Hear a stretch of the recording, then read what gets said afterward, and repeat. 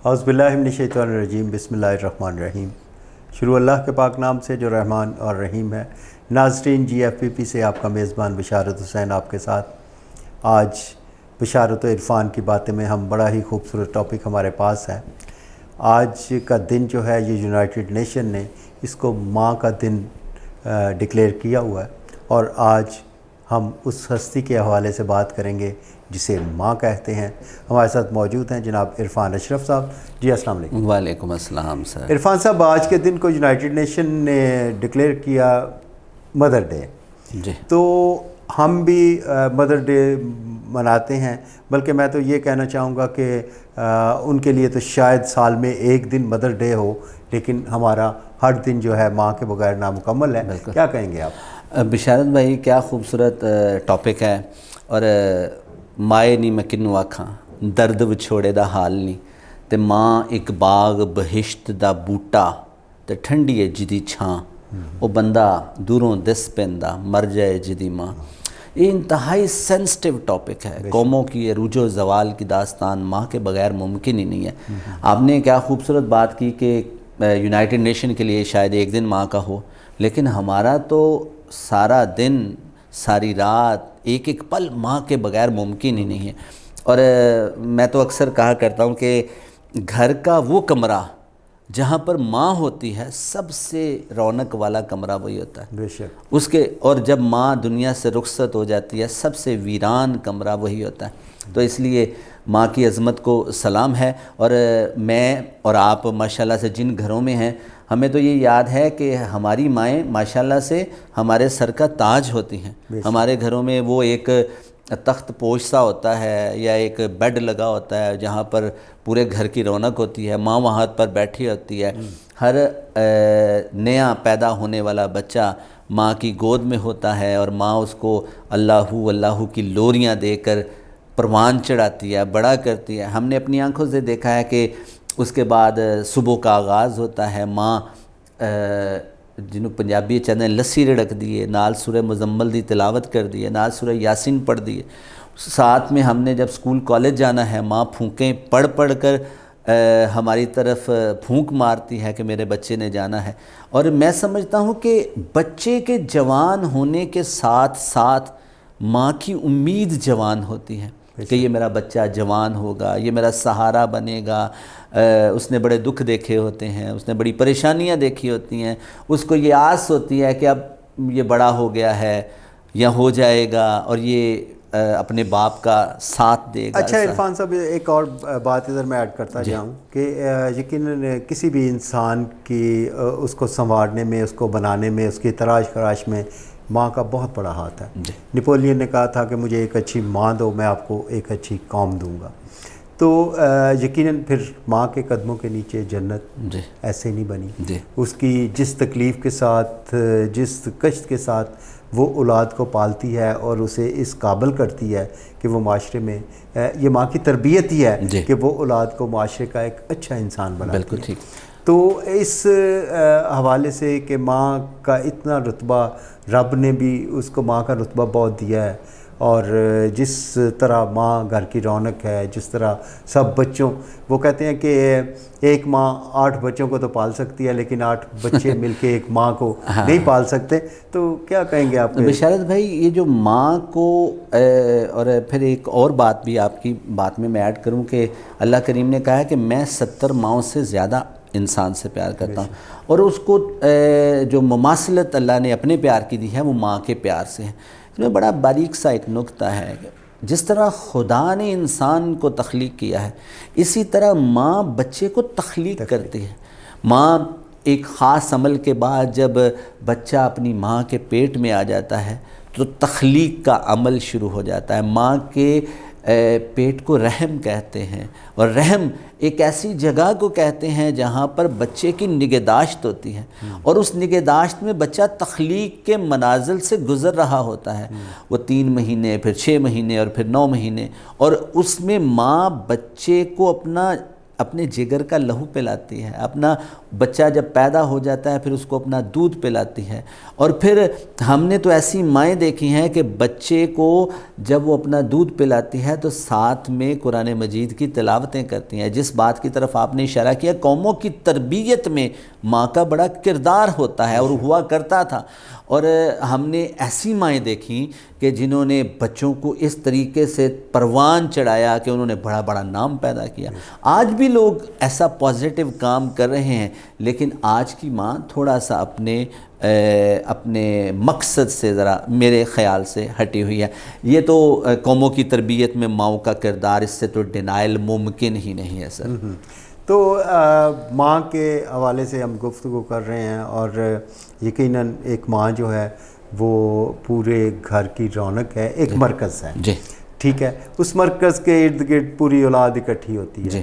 اور جب ماں چلی جاتی ہے، جب ماں کا سایہ دور ہو جاتا ہے اور وہی مرکز جب ہٹ جاتا ہے تو وہ بچے جو ماں کے ارد گرد بیٹھا کرتے ہیں بالکل بکھر جاتے ہیں. بشارت بھائی، آپ نے کیا دکھتی رگ کو چھیڑا ہے. یہ امپورٹنٹ ہے، اور واقعی میں نے جیسا کہ پہلے بتایا کہ گھر کا وہ کمرہ جہاں پر ماں ہوتی ہے وہ رونق ہوتا ہے، اور جب وہ ماں نہیں ہوتی تو وہی کمرہ ویران ہو جاتا ہے. اور ماں تسبیح کا وہ دھاگا ہے کہ جس کے اندر سارے دانے پروئے ہوتے ہیں، اور جو ہی وہ دھاگا ٹوٹتا ہے سارے دانے بکھر جاتے ہیں، کوئی کہیں کوئی کہیں. اور پھر ایک وقت ایسا آتا ہے وہ سگے بہن بھائی جو ایک دوسرے کے ساتھ بیٹھ کر بات کیا کرتے تھے، ایک دوسرے کے دکھ درد کے ساتھی ہوا کرتے ہیں، وہ بھی کبھی کبھار ملتے ہیں. ان کے اندر لڑائیاں جھگڑے پڑ جاتے ہیں، اور ماں نے تسبیح کے اس دھاگے کی طرح ان کو سنبھال کے رکھا ہوتا ہے. وہ جس طرح ایک مرغی نے اپنے بچوں کو اپنے نیچے چھپایا ہوتا ہے، اس طرح اس نے ہر آندھی طوفان سے اپنے بچوں کو چھپا کر رکھا ہوتا ہے. تو ماں ایک اچھا عرفان صاحب، ماں کی گود جو ہے وہ بچے کی تربیت گاہ ہے. جی.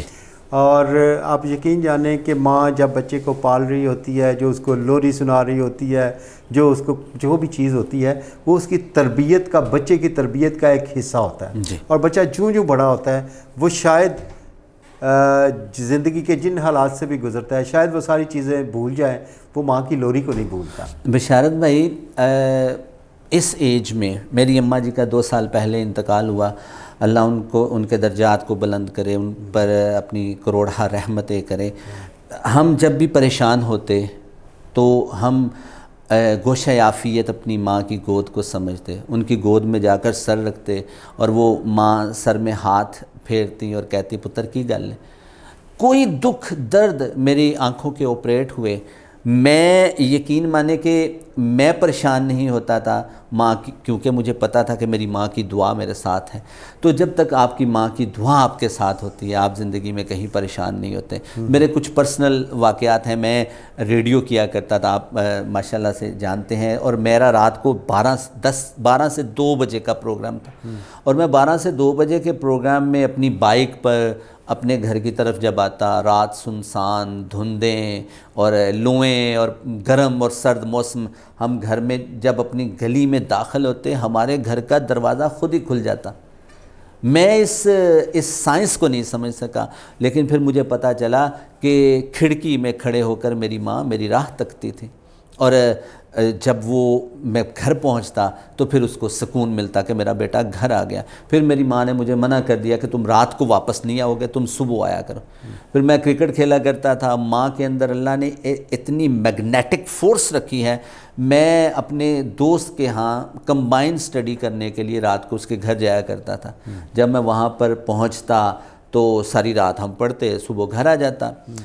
ایک دن کرکٹ کا میچ تھا گجرانوالہ اسٹیڈیم میں، تو میں نے سٹڈی کو بنک کیا، میں وہاں پہنچ گیا. صبح میری اماں جی نے وہ پنجابی چندر ڈنڈا پھڑیا، وہ کہنے راتی تو پڑھن نہیں گیا. میں نے کہا نہیں امی جی میں تو پڑھنے گیا تھا. میں نے کہا نہیں تو نہیں سے گیا، تیرا دوست آیا سی، انہیں کہا آج پڑھن نہیں آیا. میں کہا ایڈی سویرے کس طرح آ گیا. لیکن اماں جی نے مجھ سے وہ بات نکلوا لی کہ میں رات کو، میں نے کہا آپ کو کیسے پتہ چلا؟ انہوں نے کہا رات کو مجھے خواب آ گئی تھی آج تم پڑھنے نہیں گئے. یہ ماں کے اندر اللہ نے ایسی فورس رکھی ہے جو بیٹے کے ساتھ اٹیچ ہوتی ہے، اور ہر بیٹے کے ساتھ ہوتی ہے. بالکل ایسے ہی ہے جی کہ جب ماں کا ذکر کرتے ہیں یقیناً بہت سی اٹیچمنٹس ہیں. یہ ان سے پوچھیں جن کی مائیں نہیں ہیں, جن کے پاس ایسا آسرا نہیں ہے, جو دل کا بوجھ آپ ماں کے ساتھ ہلکا کر سکتے ہیں. شاید دنیا میں کوئی رشتہ ایسا نہیں ہے جس کے ساتھ آپ وہ بوجھ ہلکا کر سکیں. آپ نے اپنی ماں کی بات کی, مجھے اپنی ماں بھی یاد آ گئی. میں بہن بھائیوں میں سب سے چھوٹا تھا اور میری اٹیچمنٹ بھی اپنی ماں کے ساتھ بہت زیادہ تھی, اور میں نے میکسیمم ٹائم اپنی ماں کے ساتھ گزارا ہے. میں جب پڑھتا تھا تب بھی میری اٹیچمنٹ وہی تھی. اسکول, کالج, یونیورسٹی, بزنس سب کچھ جب کیا, میں بس ہوتا ہے میری ماں کو 12 سال اس دنیا سے گئے ہوئے ہو گئے, لیکن میری زندگی کا کوئی لمحہ ایسا نہیں ہے جس میں ماں نہیں ہے. جی. میں صبح گھر سے نکلتا تھا, میری ماں میرا ماتھا چوم کے مجھے بھیجتی تھی. مجھے کسی قسم کا کوئی فکر, کوئی وہ چیز نہیں ہوتی تھی. اس کے بعد جب واپس آتا تھا تو میں جب مین ڈور کھولتا تھا, پہلا کمرہ میری ماں کا تھا. میں نے جانا, میری ماں نے پھر میرا ماتھا چومنا. مجھے پتہ ہی نہیں ہوتا تھا کہ دکھ کیا ہوتا ہے, غم کیا ہوتا ہے. یہ سارے غم, یہ سارے دکھ, یہ ساری تکلیفیں ماں کے جانے کے بعد ہمارے سامنے آئی. بہرحال جن کی مائیں ہیں اللہ پاک انہیں سلامت رکھے, اور جن کی نہیں ہیں اللہ پاک انہیں حوصلہ دے, ہمت دے, اور ماؤں کی دعائیں ہمیشہ ساتھ رہتی ہیں. ماں کی دی دعا کبھی ضائع نہیں جاتی, اور جب جو زندگی میں آپ آگے بڑھتے ہیں تو وہاں پہ جا کے آپ کو احساس ہوتا ہے کہ آپ کے ساتھ ماں کی دعا ہے.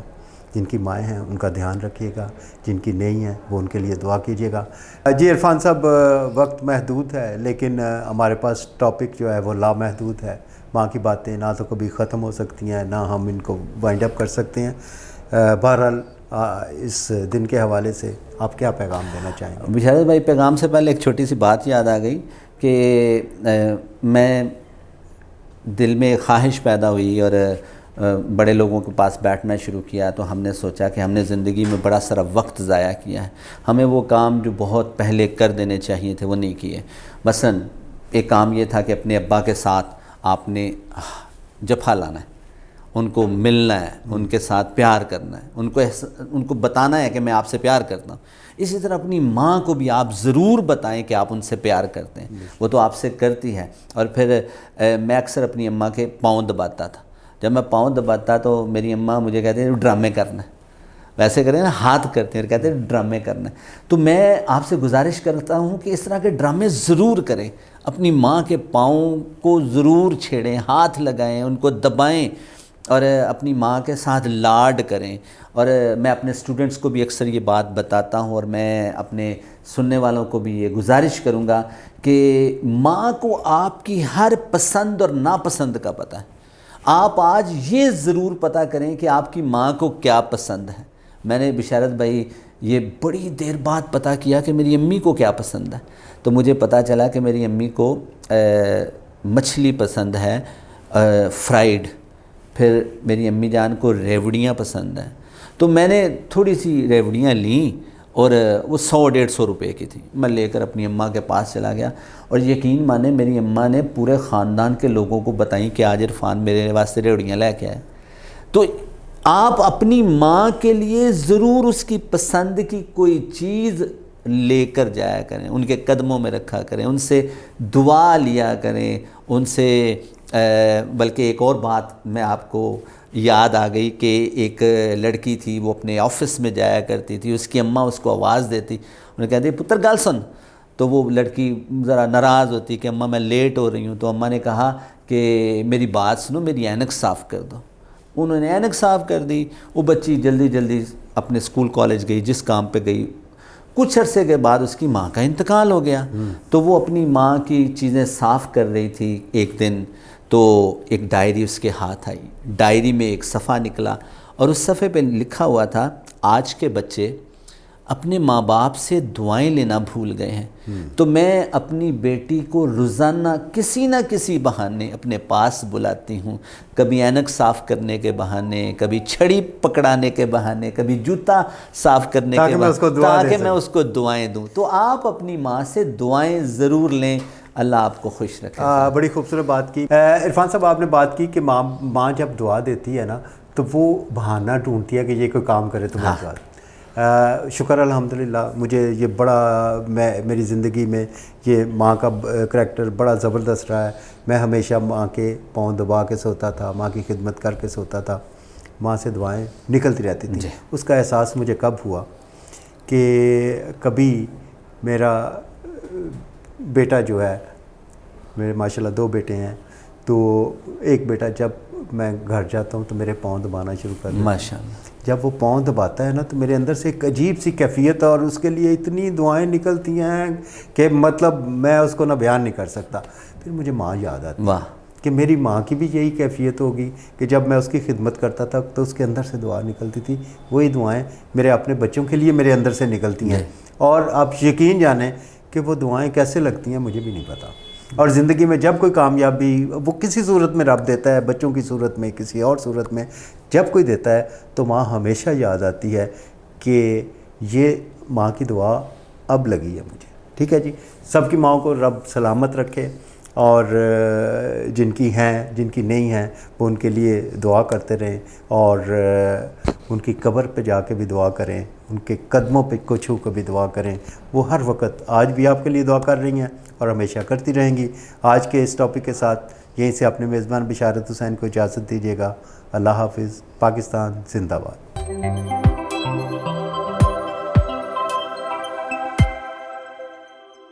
گنجے پن اور گرتے ہوئے بالوں کے مسائل کا شکار افراد کے لیے ناقابل یقین آفر.